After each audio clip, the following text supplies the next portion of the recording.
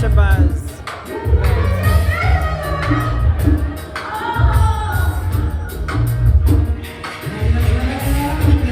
John's on his phone. Karen's on her phone.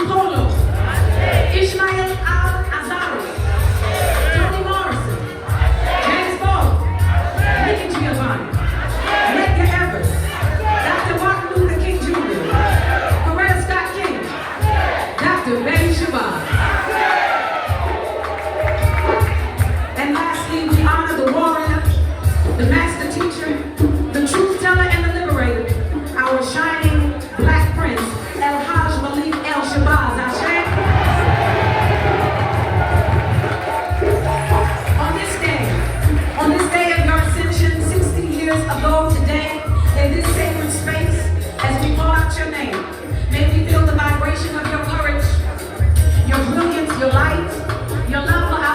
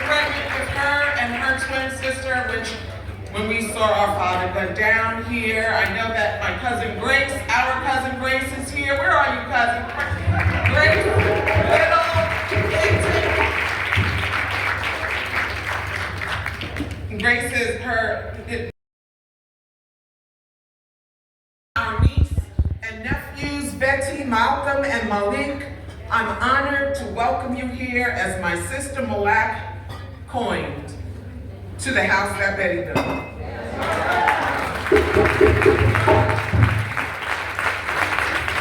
I'm honored to share this legacy and tradition that my mother, Dr. Betty Shabazz, began at Abyssinian Baptist Church when my sisters and I were just little children. I'm honored, Malak, to continue this legacy and tradition for our young leaders to uphold and carry forward for generations that follow. It is so important, right, that we are strategic, we are visionary, and we are passing that legacy forward. Malcolm believed that when we support and uplift our children, we nurture a generation of critical thinkers, astute leaders, and ethical change makers who will carry forward the work of liberty and justice. Brother Malcolm demonstrated that our ability to care must look beyond the boundaries of America. When he spoke of human rights, he spoke of a universal dignity that traces our collective humanity back to the cradle of civilization. He understood what scientists, anthropologists, and archaeologists have now proven, that Africa is not just a part of our story, it is where the human story begins.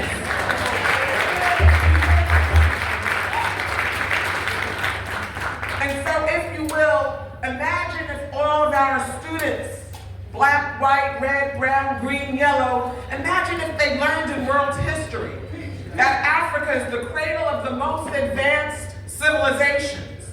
If they learned about those ancient empires in Benin, Nigeria, Ghana, in Egypt, Ethiopia, Mali, the Congo, South Africa, civilizations that made significant contributions to the world in art, math, science, architecture, medicine, astronomy, religion, governance.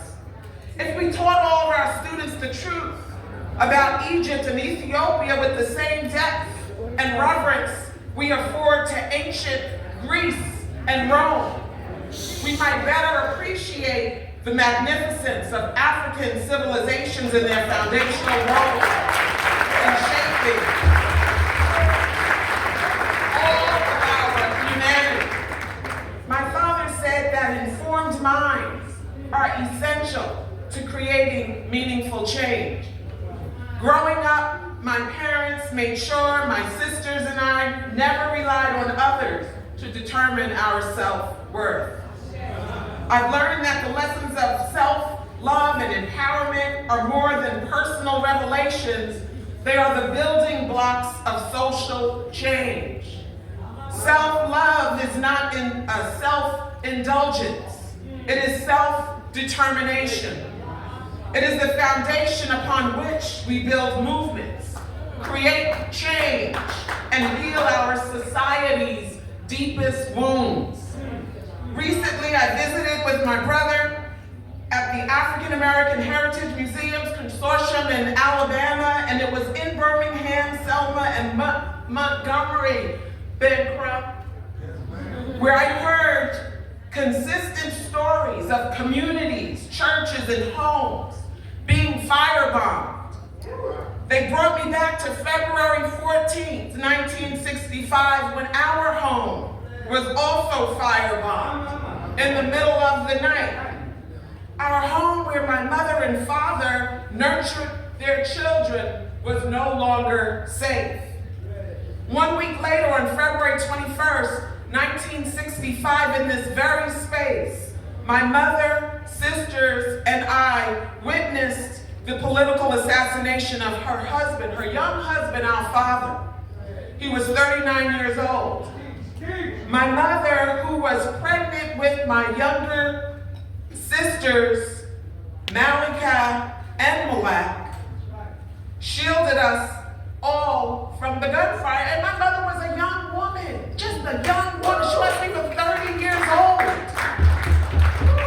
60 years later, we are here in the very space where he transitioned to honor his legacy and to carry his work forward for the benefit of our children.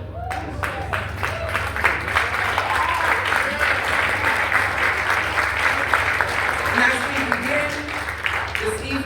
ceremony, let us give praise and gratitude to our ancestors whose stories and contributions have been omitted, rewritten, and improperly documented.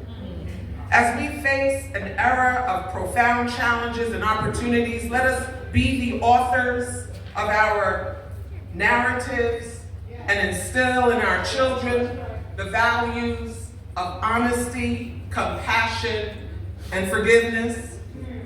Textbooks must teach that Black history is American history, and that American history also includes Latin American history, Native American history, Asian American history. There's no American history unless every voice is heard on the pages of our textbooks, and we need to make sure that our president and government and everybody understands that. And in that spirit, the Shabazz Center is proud to celebrate 6 incredible and inspiring awardees. Each of these individuals embodies many of these ideals reflected in their work. But first, on to tonight's opening performance.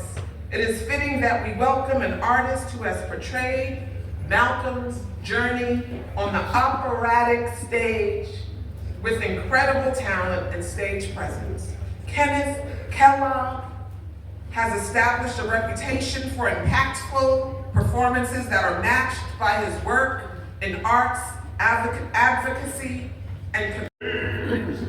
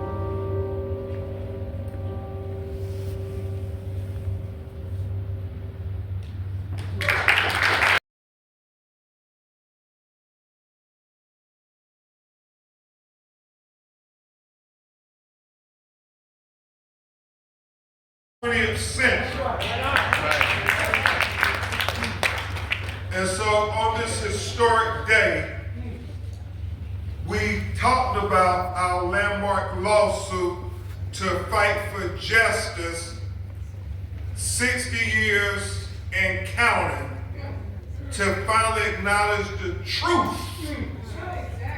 of those who participated in the conspiracy to assassinate Malcolm X and cover up the assassination of Malcolm X. We sued the NYPD, the FBI, the CIA, and the Department of Justice.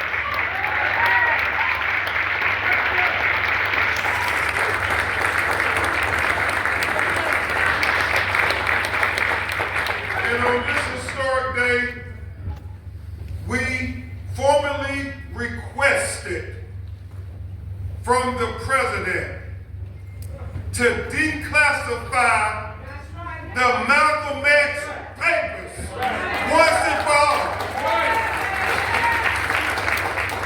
You see, brothers and sisters, he articulated in his executive order that the 1992 John F. Kennedy Records Accountability Act said after 50 years that the president could release the papers of what led up to his assassination and the investigation into the assassination of President Kennedy. And he said he had determined, because it was for truth and transparency for his family and the American public, that he was going to declassify those papers.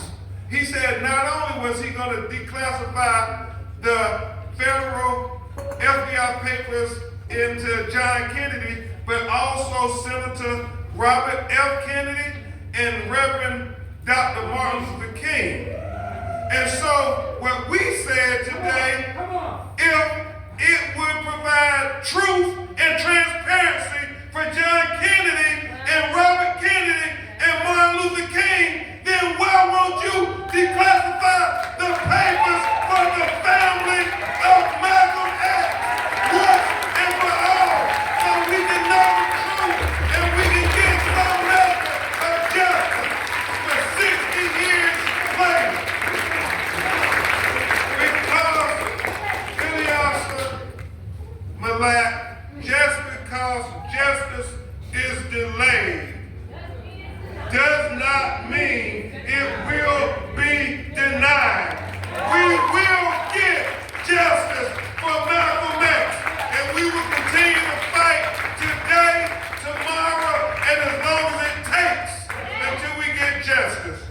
And in conclusion, I say this, brothers and sisters, and I know I'm speaking to the choir, Ray, but sometimes the choir got to sing loud. You all know this May 19th, 2025 will mark the 100th birthday of Malcolm X. And wouldn't it be only fair and proper for the city of New York and the federal government to do right by Malcolm X on his 100th birthday? So y'all, let's keep being vigilant and let's have the countdown to justice, the countdown to Malcolm's 100th birthday for truth and transparency. Thank you. God bless you. By any means necessary.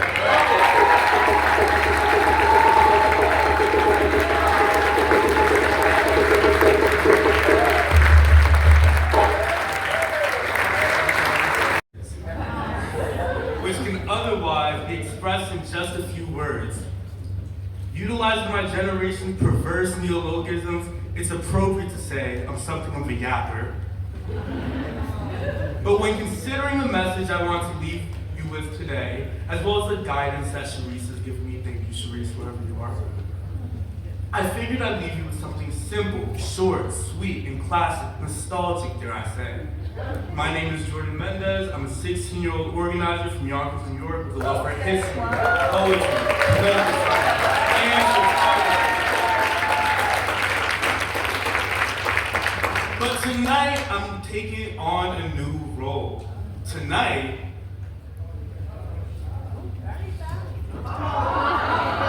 I'll be your doctor. I've studied philosophical matters deeply over the past 4 years, and I'm a specialist in ethics, or as I like to call it, the study of the soul. I believe that ethics is the fabric that society is woven with, but I further believe that love is the fiber composing that fabric. When I first listened to Al-Hajj Malik al-Shabazz speak about self-hatred, not only did my heart open to loving myself, but my eyes opened to how little I truly loved others. And this is the basis of my organization, the Moxie Project. Moxie is built on the belief that no revolution can happen without love. I know some of you are smiling back there. This seems so intuitive, but that's my point. My initials are MJ for a reason. That's how easy love can be. It's like the ABCs. Your expression of love is not just in what you can see, but what you understand. Do you love humanity enough to love the idea of it? That is, do you love humanity enough to learn about the people you will never see and love them as your sibling? The people in the Congo, the people in Palestine, the people all across the world. Or you love them as your own, though you've never seen them. Do you love humanity enough to stop human suffering? I say our nation's greatest tragedy is that its lack of accessibility for moral consumption instills in us, our children, our people, a culture of hedonistic, decadent consumerism, which makes a mug of our purity and contaminates our soul. And frankly, I've seen we all have gone ill. Raise your hand if you have a cell phone. Yeah, blood from the Congo. Raise that other hand if you're wearing any form of wool, polyester, leather, or cotton. Alright, there we go. As a matter of fact, with all the carbon emissions it took for everybody to get here, I would ask all y'all to stand up, but it's like I know these chairs are a little bit tight. I'm not gonna ask that. But you get my point. Brothers and sisters, I feel you. And I'll diagnose you all. And I've found the source of your symptoms. As a capitalism. What can I say? I'm a phenomenal physician, I know. Now let me tell you, the cure is with me. Moxie is first designed to help the youth. My organization focuses on instilling in the youth the values they will need to deny immoral temptation. It aims to support families in divesting from unethical industries through youth-led humanitarian efforts. We be teaching kids the importance of healthy eating and how eating your vegetables can actually be a form of protest, right, Mom? The values we instill in our youth leads them naturally to servicing our sick, our homeless, our neighbors. Here at Moxie, we don't leave the poor as wretches with nothing to pay the bills, unlike some people in office right now. We supply families with organic, locally grown cultural crops so they don't gotta rely on these multi-million-dollar industries that were built on the backs of black people. Moxie understands that a nation conceived in injustice cannot stand. It further worries about the future of our children, who, in defending their decadent culture, they may uphold oppressive systems to maintain them. We are worried they won't understand the importance of ethical consumption and community organization. More importantly, we are worried they won't care, because apathy is the antithesis of love, and those who are victims of apathy can become perpetrators of injustice. It is our job to fight, lead with principles, shop right, do right, and love right. I know what loving can do, because Malcolm's love for African Americans set me free. It gave me the direction to start curing us from some of our spiritual illnesses. It is my honor, family, to accept this award, and I hope to see a day where our livelihood is not compromised by our lifestyle and where we are free from the injustice imposed upon us by our nation. Because we can never be free so long as we are unjust. Family, I want you all to be so free that your very existence is an act of rebellion. I love you all. Thank you so much.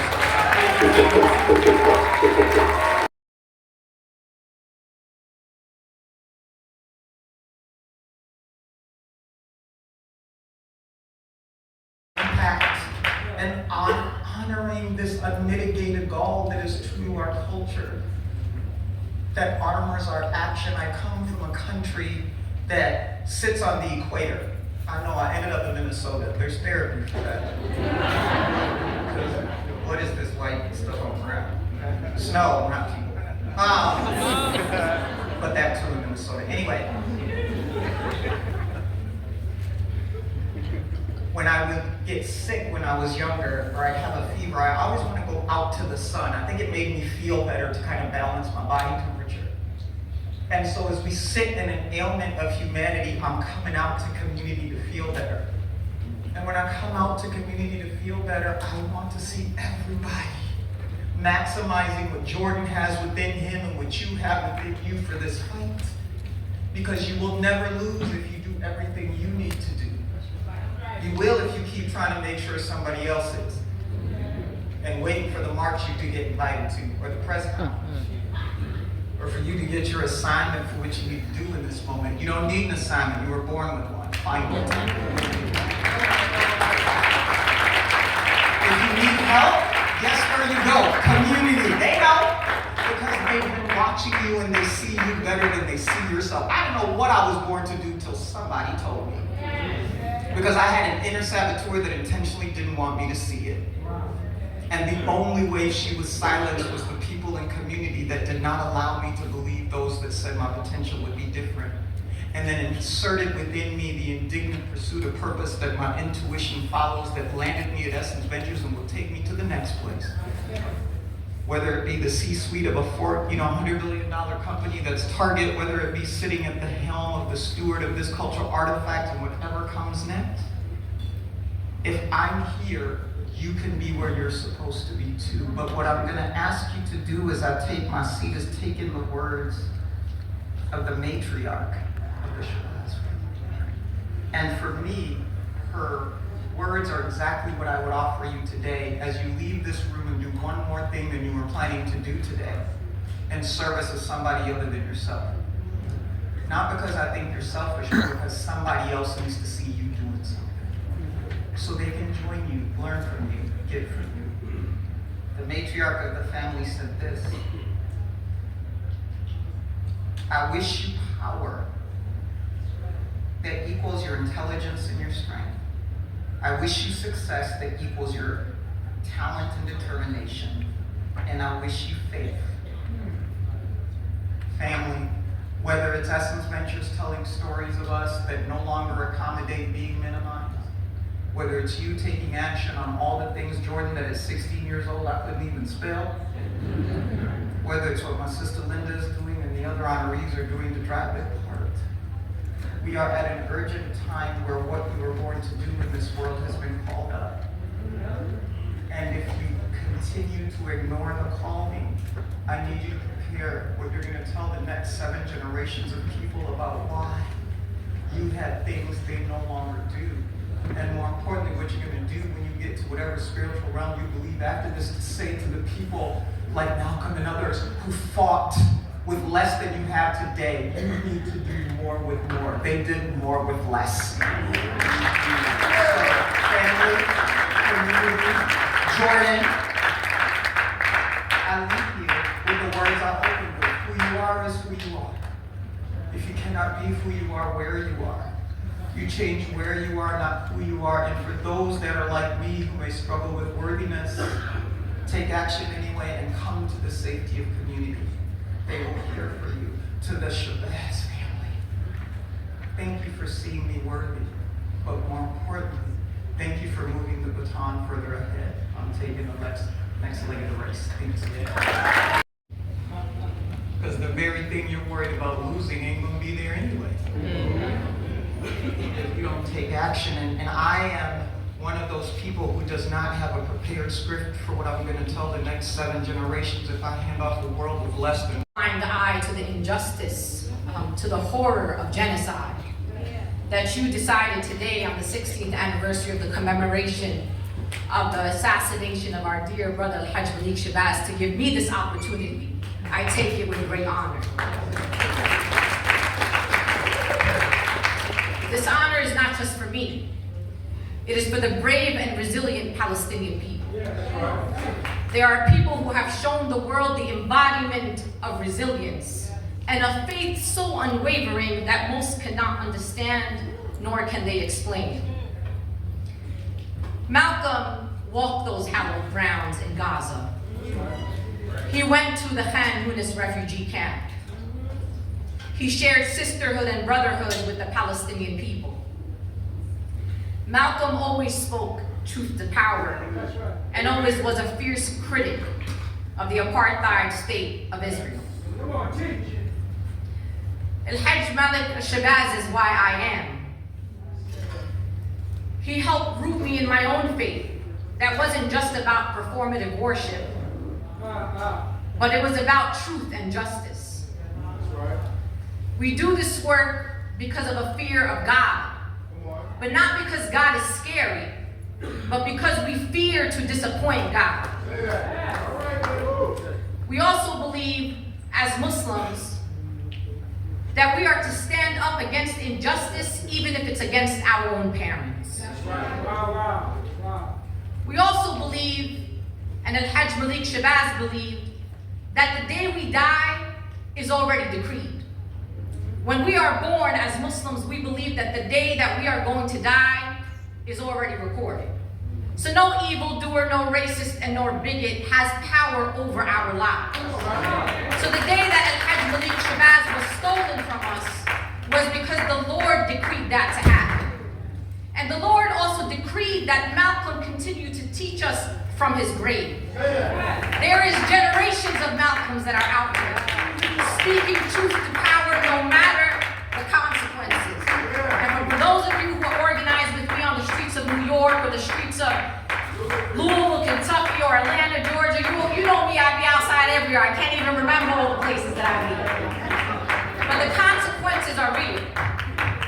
There have been many in our movements that we have lost because they tried to emulate the fierceness and courage of Al-Hajj Malik Shabazz. Malcolm also believed in rizq is from Allah, and that means that wealth is from the Lord. So he didn't worry about opportunities. He didn't worry about people pulling a contract or not inviting him to a university or not getting paid that honorarium. Because what we believe as Muslims is what is meant for us will be. And what is not meant for us will not be. And what is good for us will come. And the Lord always decrees what is good. And so tonight, I take this with great honor and humility. And I thank the Shabazz family for recognizing me, because when you recognize me, it's not just me. You recognize Palestinian Americans all over this country. You recognize fetus young people and protesters on college campuses who are choosing to stand up against genocide in this moment. And I know if our dear Al-Hajj Malik Shabazz was alive today, he would be applauding and empowering those young people in every corner of this country. And I will end by saying this: my belief has always been that Palestinian liberation is tied and bound with the liberation of Black people all over this world, including here in the United States. It is not if, it is when. Allegedly, my party ain't been out talking enough, so I've been talking all week long. Thank you. They've been keeping me busy, and I got a flight first thing in the morning, so I gotta get to JFK in a second. But first of all, let me just say thank you, because I think that so often, so many people fail to do the very gracious thing of just saying thank you. And y'all heard from so many people that I love already. And so if y'all have ever watched me in committee, y'all know I'm always prepared, that I always go somewhere else. And so I am prepared, but I'm definitely not gonna read through whatever my staff wrote. Really what I wanted to tell you is that I'm actually gonna pick up where Lee left off. There are people that have been doing the work regardless as to whether or not you knew their names. And there is an amazing Black woman who is no longer with us. And this Black woman did not wear my amazing colors of crimson and green. Instead, she wore pink and green. But Coretta Scott King said that freedom is never really won. You earn it and win it in every generation. And so the fact that Lee started talking about all these connections, let me tell you, I don't know what Ben thought when he met me. I really don't. I'm not gonna tell y'all how old I am. I know y'all can Google. And I know a lot of y'all be like, wait a minute, she that old? Yes, I am. I'm fully grown. But Ben met me when I was just in my 20s. And I was participating in the National Bar Association, and he didn't know me from anybody else, but I was a young lawyer that was thirsty for mentorship from someone that I admired. And you know what? He didn't brush me off to the side. He had my back. So I want y'all to know, because a lot of times people say, well, where did you come from? I want you to know that there have been amazing warriors that some of you know their names, and some of these people, you don't know their names, but they have been pouring into me. I didn't just pop up one day all of a sudden on the scene and somehow end up in Congress. Now I know that MAGA tries to pretend that I'm a DEI hire or whatever it is that they want to say. We got your back, Jasmine. And listen, I believe in. I'm gonna tell you I am a DEI hire. Because the reality is that there were people that had to fight so that I could have a seat at the table. Because there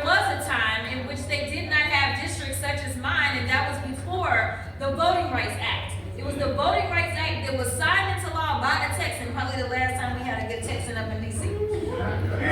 That was signed into law by Lyndon B. Johnson.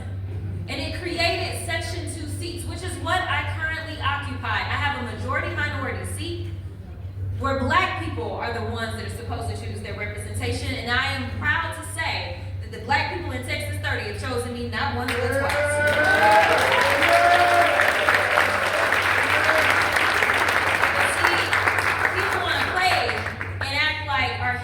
Irrelevant, and they don't want our history taught. But I am here to tell you that our history really isn't that far away. You see, we only just started making progress. We talk about the fact that we're celebrating that it's been 60 years, and it's not really a celebration, we're commemorating the fact that 60 years ago, one of our fearless leaders was killed. And let me tell you, but for the work of fearless leaders like Brother Malcolm and Sister Betty, I don't know that I would be standing here as the 55th black woman ever elected to Congress. But let me tell you, right, it's only 55. Well, now there's more, but I'm just saying I was number 55. But it's interesting because one of the things that he said that I love, and Lee went into it as well when he was talking about fighting. The most disrespected person in America is a black woman. The most unprotected person in America is a black woman. And the most neglected person in America is a black woman. There you go. The reason that I am consistently disrespected, because Lee also talked about that one from Georgia, it's because they know my power. And the reason that they try to change diversity, equity, and inclusion into a slur is because they know that but for,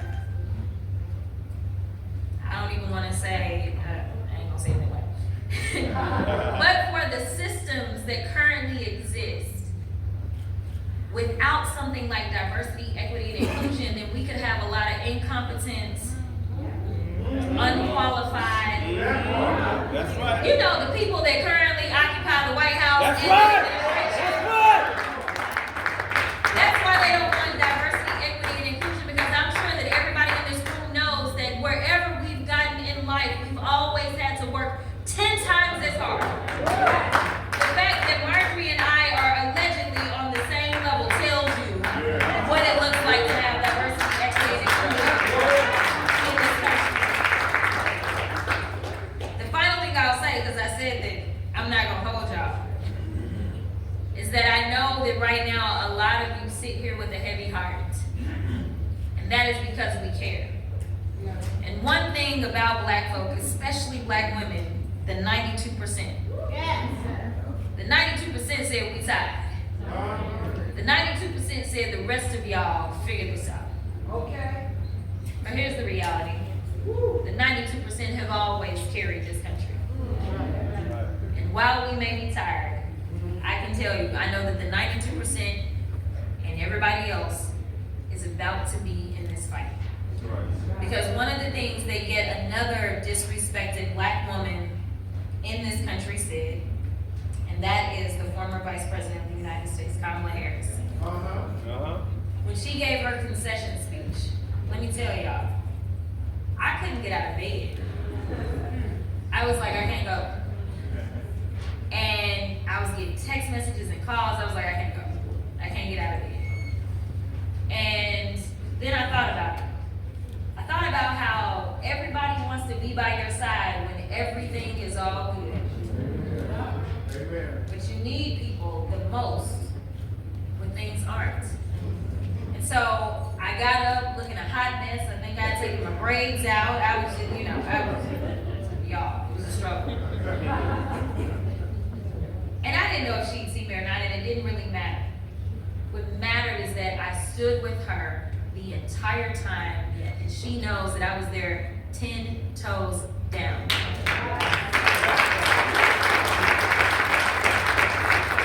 So I have a couple of charges for you. In that concession speech, once I finally got up, the one thing that continues to play over and over in my head is she talked about that only in the darkness can we see the stars. I am here to tell you that this room is full of stars. Listen, there were a lot of people that never imagined of me sitting in Congress, somebody who is unapologetically black every single day, and I walk in fearlessly every single day. They're not used to that. They're used to a little bit of assimilation. They're used to coming at us and trying to pretend as if we don't have a certain level of education. All the things that they want to say about me, they lying. I'm just saying. They gotta make up lies. So one charge is number one, make sure that you are not going to be somebody that continues to perpetrate the lies. That's right. We're gonna need y'all to stand in the gap. That is something that everyone can do, because let me tell you, a lot of people got hoodwinked. And that's how we ended up with this administration. That's right. So I'm asking you, all of y'all, to be truth warriors. Every time somebody says something, whether it's online or whether it's in person, you shut them down with the truth. That's number one.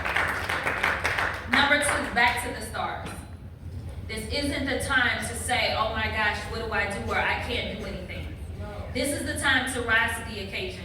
This is the time to tap into the ancestors, because we don't know what Brother Malcolm thought was on the other side, or any of the other civil rights leaders. But we know that they kept pressing forward. So I'm asking you to tap in. We don't know what lies on the other side. But here's the reality. We know that they're trying to take us back. And we know that we ain't going back. But what does it look like to move us forward? I want you to recognize that we got a bunch of incompetent folk that are running around, and they got the audacity to think that they can do anything. I'm looking at all of y'all. Stop doubting yourselves. Believe in yourselves. Whatever tables you sit at, remember, especially those good old diverse tables, that if you sitting at that table, chances are you didn't get there because your mama called somebody or your daddy called somebody. You got there because you worked it and you earned it.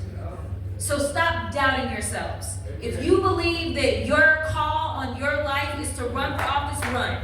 If you believe that your call on your life is to organize for somebody else, then do it. If you believe that your call on your life is to go and testify, whether it's at city council, whether it's at the state level, whether it's at the federal level, whatever it is, if it's about starting that nonprofit, start it. I am trying to tell you that there's a lot of people that have somehow failed up in DC right now. So I know that there is nothing that you can't accomplish, and this will be our greatest moment.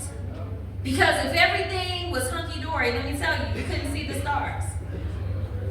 But this is where we gotta dig deep, y'all. So I'm begging you, I'm imploring you, if you're here, you understand the importance of our roots.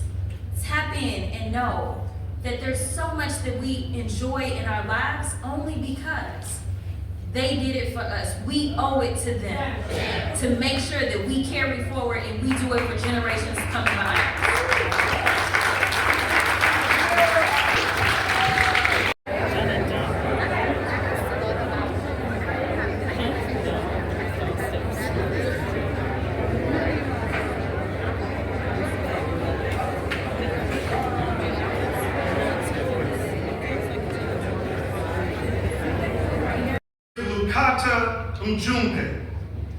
It means dynamic representative or dynamic messenger. And it was given to me by the name of a man, of a freedom fighter that you may not know. His name is Sundiata Acoli. Now you know the name of Sada Shakur. But do you know the name of the person who was driving the car on the New Jersey Turnpike on the way to the state of Alabama? Do you know that name? Because when he gave me my name, Lukata Mjumbe, Sundiata Acoli said to me, I'm giving you this name, dynamic representative, because you have to be a voice to speak for all of those women and men, all of those communities, and nobody knows their name. You have to be a voice for them. You have to speak for them. And for 50 60 years, Sundiata Acoli was a political prisoner.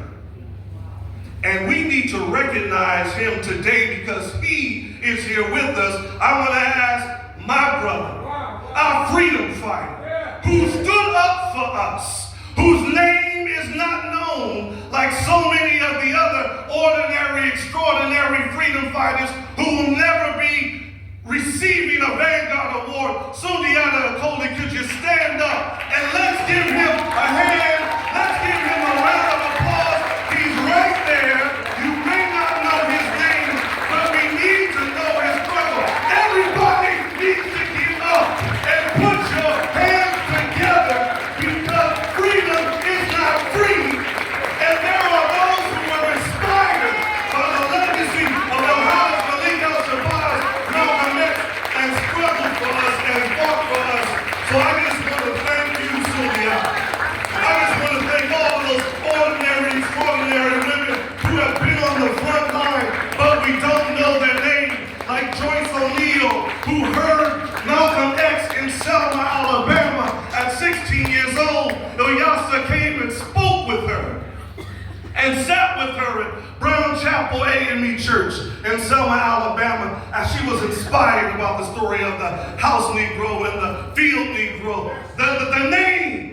The names of the community of Teresa Burroughs in Greensboro, Alabama, who surrounded a home 2 weeks before Dr. King was assassinated and called all the men in the community, round up. He will not be killed in Greensboro, Alabama. Get your guns, get your strength, get your courage. We're going to be nonviolent if they let us, but they will not take away the Reverend Dr. Martin Luther King Jr. 2 weeks before he was assassinated. I speak for them today. I speak for Teresa Burroughs. I speak for Joyce O'Neal. I speak to and speak for my father-in-law.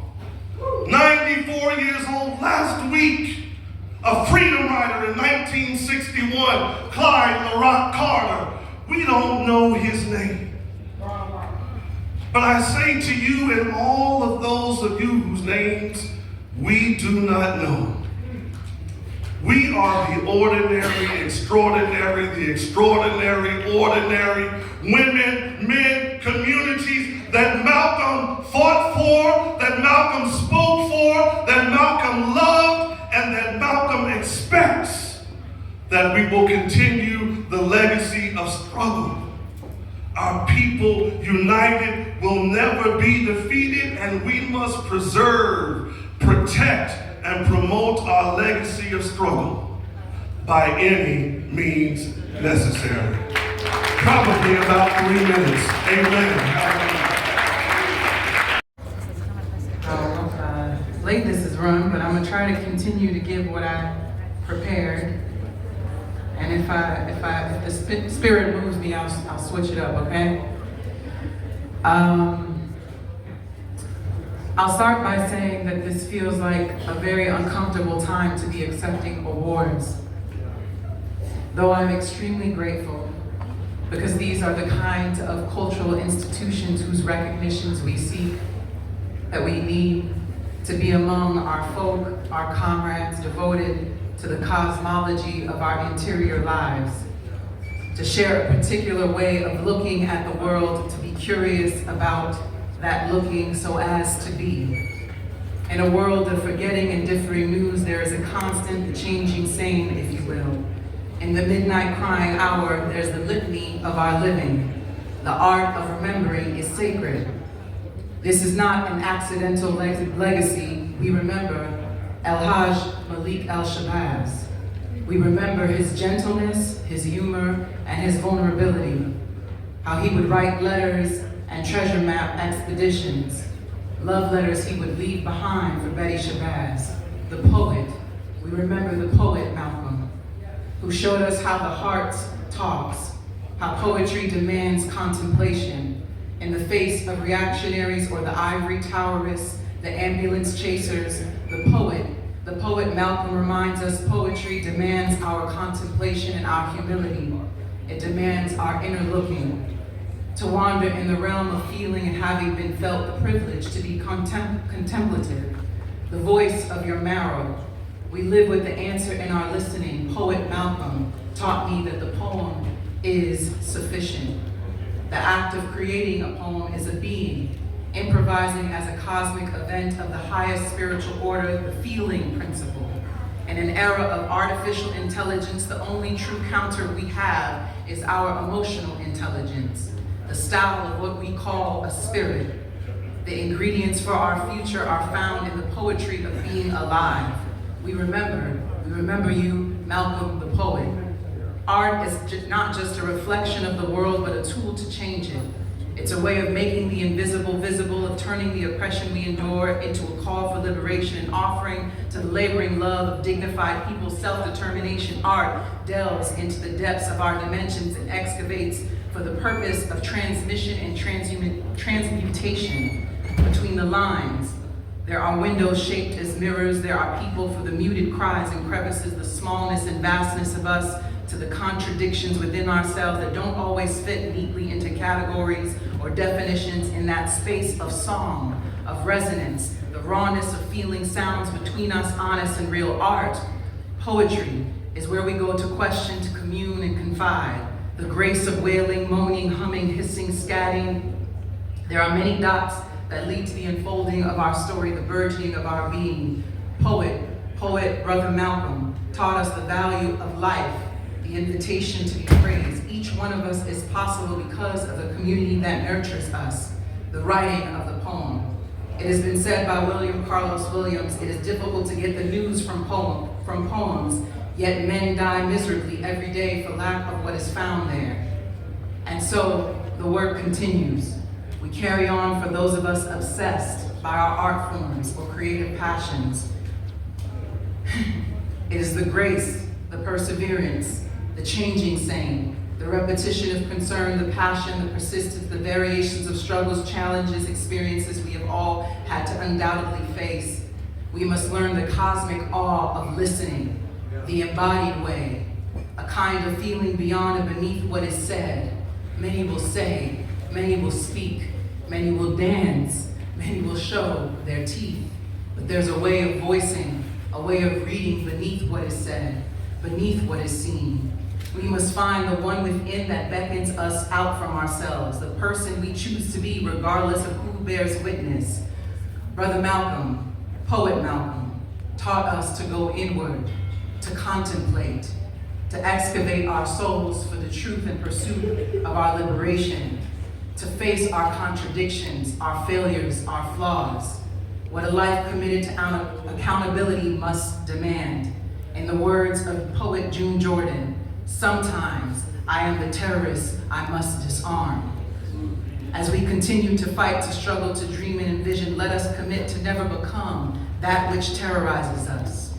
To not become so enamored by Western ways of looking, imperialist notions of success, that we neglect our meaningful and necessary connections to oppressed people across the globe. The importance and necessity of solidarity. May we remain tethered to the struggles for liberation in the Congo. May we lift up the Congo. May we remember the Congo. May we remember the blood shed in the Congo. As Auntie Morrison would have it, to be reminded that if we are free, it is our job to free someone else. Thank you so much for having me. For this award.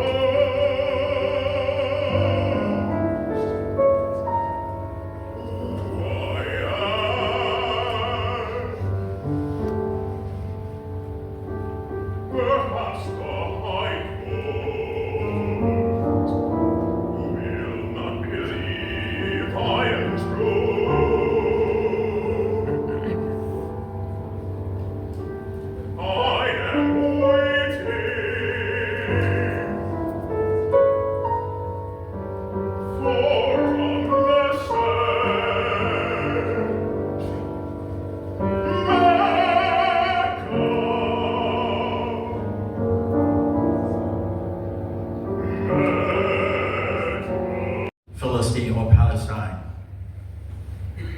He went to Egypt, to El Azhar. I too went to Egypt and El Azhar. And I loved his history so much that I do lectures about his life in Arabic. And one of the most profound statements that he made, and it resonates as an iconic echo for revolution, and that is بأي وسيلة ضرورية, by any means necessary. And you see, I'm from the old school, and I believe the revolution will not be televised. So I'm very careful with my words. But we know that Malcolm is not dead, he is alive. As the Quran says in chapter 2, 154, وَلَا تَكُونُوا لِمَنْ يُقْتَلُ فِي سَبِيلِ اللَّهِ أَمْوَاتٍ بَلْ أَحْيَاءٌ وَلَكِنْ لَا تَشْعُرُونَ. Do not say that those who have been slain in the cause of truth and justice, that they are dead, but they are alive, but you cannot perceive it. And I say today that we are all the recipients of that vitality that echoes from our fallen martyr, Al-Hajj Malik Shabazz. And in closing, I'd like to say that standing here in the space of my father, who stood every year after the assassination of Al-Hajj Malik Shabazz, that I'm honored to stand here. My father came forth under unfavorable circumstances, against threats when all odds were against him, that caused his very own children to be isolated in isolation out of harm's way, and we lost that daddy's home relationship.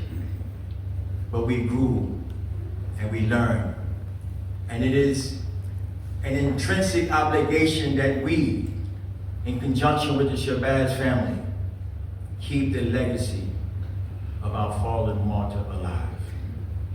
I'd like to close with a prayer. وَالْعَصْرِ إِنَّ الْإِنسَانَ لَفِي خُسْرٍ إِلَّا الَّذِينَ آمَنُوا وَعَمِلُوا الصَّالِحَاتِ وَتَوَاصَوْا بِالْحَقِّ وَتَوَاصَوْا بِالصَّبْرِ. I swear by time through the ages that surely man will end in ruins, except those who have faith and do righteous deeds, and they cooperate with one another on the basis of truth and patience. Assalamu alaikum wa rahmatullahi wa barakatuh.